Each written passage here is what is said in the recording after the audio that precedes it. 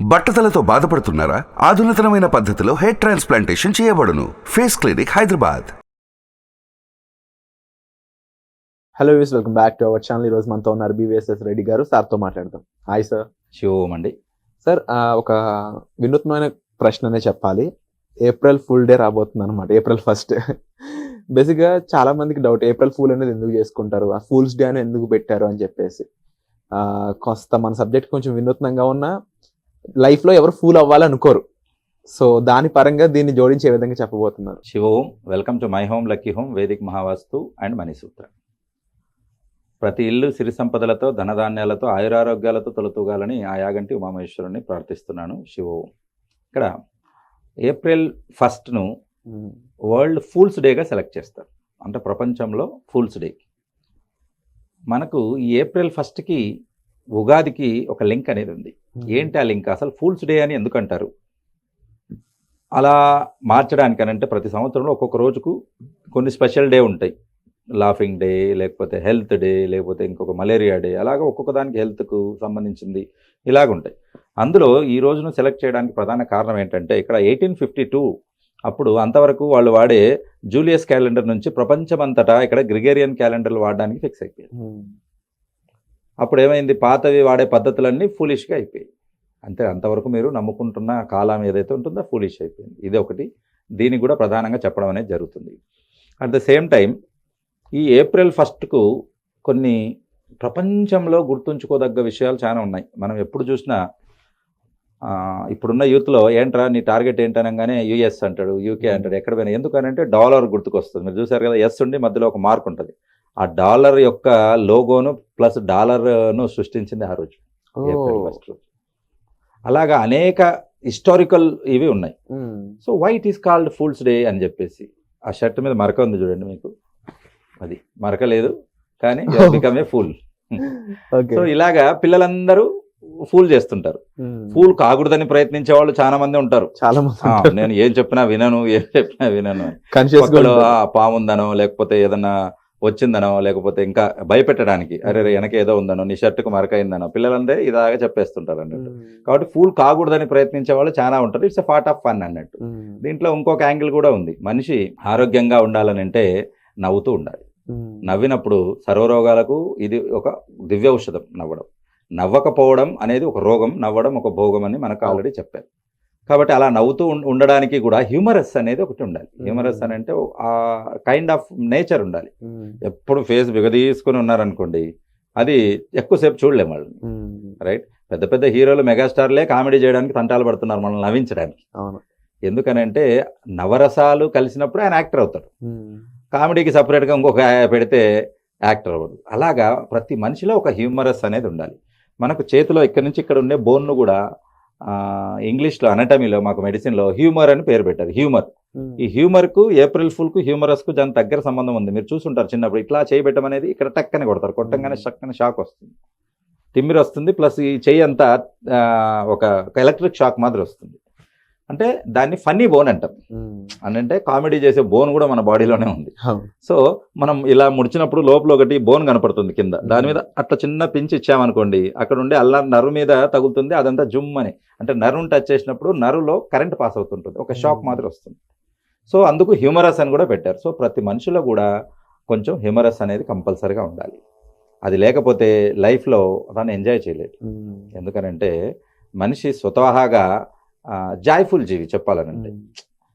ఒక చిన్నది, for example ఇప్పుడు మనం ఉగాది వస్తుంది, ఫ్రెండ్స్ని, ఫ్యామిలీస్ని, అల్లుళ్ళని వాళ్ళని పిలిపించుకుంటారు, సెలబ్రేట్ చేసుకుంటారు, ఖర్చు పెడతారు. రైట్, అంటే అందరితో ఆనందాన్ని పంచుకునే జీవి. ఇలాంటివి మీకు సంవత్సరంలో కనీసము నెలకు 2 పండుగలు, ఒక 25-25 పండుగలు మనకు కేవలం హైందవ సాంప్రదాయంలోనే కనపడతాయి. మిగతా ఎక్కడ చోట ఉండదు.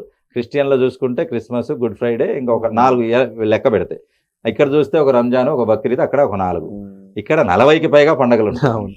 కొన్ని చోట్ల నెలకు 3 పండుగలు వస్తాయి. కూడా ప్రధానమైన పండుగలు సంక్రాంతి, ఉగాది, దసరా.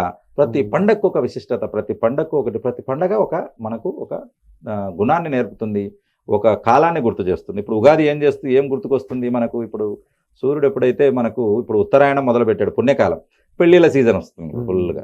కాబట్టి ప్రతి దానికి కూడా ఇది ఉగాది కొత్త సంవత్సరాది అనేది వస్తుంది. చూసారు కదా అక్కడ క్యాలెండర్ మారింది ఏప్రిల్ దానికి. మనకు ఇప్పుడు నెక్స్ట్ ఏప్రిల్ 9వ తారీఖు నుంచి మనకు ఉగాది రాబోతుంది. అంటే ఇక్కడ కాలంతో పాటు అన్నీ మారుతాయి. ఫూల్స్ డే అని చెప్పడానికి ప్రకృతిలో కూడా చాలా కారణాలు ఉన్నాయి. అంటే అంతవరకు ఉన్న చెట్టు మొత్తం మన ఆకులన్నీ రాలిపోయి కొత్త ఆకులతో వచ్చేస్తుంది. అంటే ఈ ఉగాది వచ్చేసరికి మామిడికాయ అంత సైజు ఉంటుంది, దాని ఆకులు లేలేతగా ఉంటాయి. అంటే కొత్తగా నేచర్ కూడా ఒక పాత బట్టలు వదిలేసి కొత్త బట్టలు వేసుకుంటుంది ఈ ఉగాదికి. సో ఈ రకంగా మనము అంతవరకు చూసిన చెట్లు కాకుండా కొత్త చెట్లుగా మనకు అవతారం ఇస్తాయి. అంటే మనల్ని కూడా ఒక కొత్తదనాన్ని సృష్టిస్తాయి. కాబట్టి ఈ రకంగా ఏప్రిల్ ఫూల్స్ అనగానే అది అని ఎక్కడ ఏ కంట్రీ కూడా హాలిడే ఇవ్వట్లేదు, దాన్ని సెలబ్రేట్ కూడా చేయడానికనంటే ఇట్లా హ్యూమరస్ గా చేస్తారు.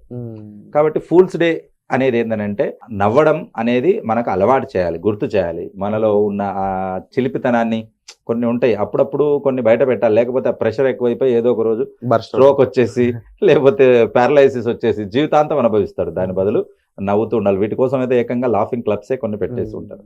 ఎందుకంటే మనం అనుకుంటాం కానీ చెప్పండి నవ్వడం అని అంత ఈజీ కాదు. హార్ట్ఫుల్గా మనస్ఫూర్తిగా నవ్వాలనంటే పాత సినిమాలు చూడండి మీరు, చార్లీ చాప్లిన్ చూడండి, అంత మనస్ఫూర్తిగా నవ్వగలుగుతారు. ఇప్పుడు వచ్చేవి కొన్ని రకాల కుళ్ళు జోకులతో అంత నవ్వు రాదు.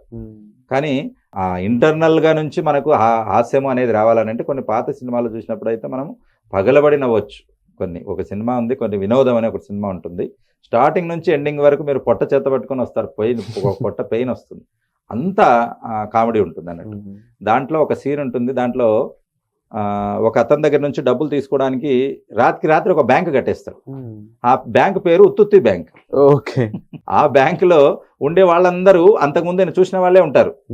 కాబట్టి అతను వచ్చి చూడంగానే అంత సేమ్ బ్యాంక్ మాదిరే క్రియేట్ చేస్తారు. రాత్రి ఒక బ్యాంక్ కట్టేస్తారు, ఆయనతో డబ్బులన్నీ డిపాజిట్ చేసేస్తారు. ఆయన వెళ్ళి మళ్ళీ మరుసటి రోజు వచ్చేసరికి బ్యాంక్ ఉండదు అక్కడ. సో ఆ పేరు కూడా ఉట్టుటి బ్యాంక్, అంటే ఉత్తుత్తి బ్యాంక్ అని పెడతారు. ఆయన వచ్చి డిపాజిట్ కూడా చేస్తారు. సినిమా మొత్తం చాలా కామెడీగా ఇది ఉంటుంది. నిజంగా మనకు హాస్యం అనేది లైఫ్లో ఒక భాగం. నవరసాలు అంటాం కదా యాక్టింగ్లో, అందులో హాస్యం కూడా ఒకటి. కాబట్టి ఆ హాస్యాన్ని పట్టుకుని చార్లీ చాప్లిన్ అనేవాడు ప్రపంచవ్యాప్తంగా ఇదయ్యాడు.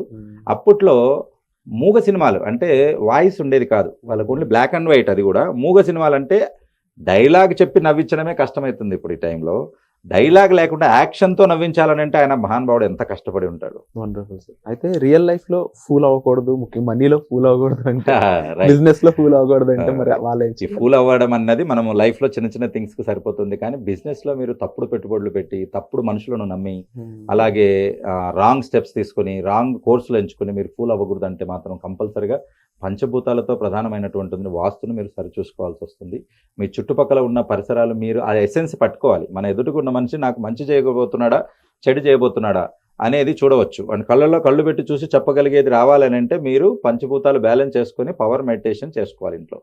అప్పుడు ఇంకొకరు ఎవరో మీకు చెప్పనక్కర్లే, ఇంకో గురూజీ మీ లోపలనే మీ సొంత గురువు ఒకడు ఉంటాడు లోపల, ఆయన్ను మీరు మేల్కొల్లంపాలి. ఆ సెన్స్ అనేది వస్తుంది, ప్రతి ఒక్కరికి ఉంటుందండి. నేను చెప్పిన పంచభూతాలంటే 5 సెన్స్తో పాటు 6th సెన్స్ కూడా ఒకటి ఉంటుంది, కామన్ సెన్స్ అంటారు దాన్ని. ఆ కామన్ సెన్స్ ఇప్పుడు టెక్నాలజీ పెరిగేసరికి తగ్గిపోతుంది.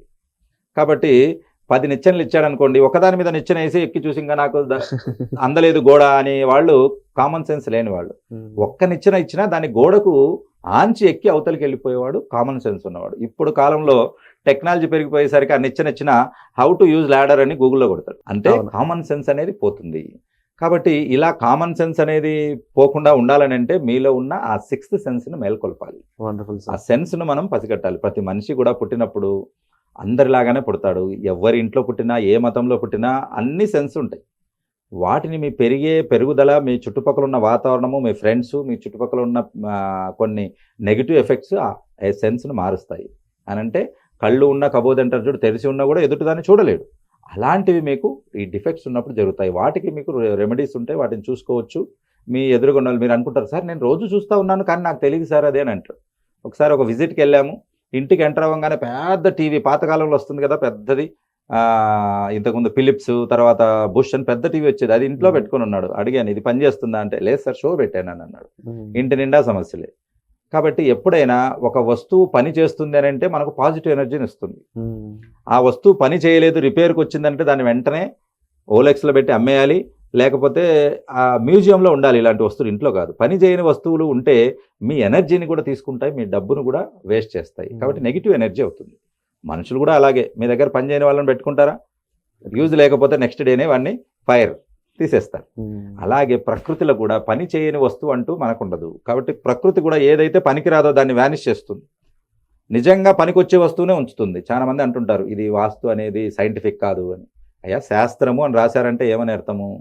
సైన్స్ ఇప్పుడు పుట్టిండొచ్చు, సైన్స్ కా బాప్ హై అంటే ఇంతకంటే ముందు పుట్టింది శాస్త్రం. శాస్త్రం నుంచి అన్నీ వచ్చాయి, వేదాల నుంచే సైంటిస్టులు తయారై అన్ని కనుక్కొని ఈరోజు మనకు ఒక కొత్త రూపం చూసి చూపిస్తున్నప్పుడు మన తండ్రి తప్పు అని మనం ఎలా చెప్పగలుగుతాం?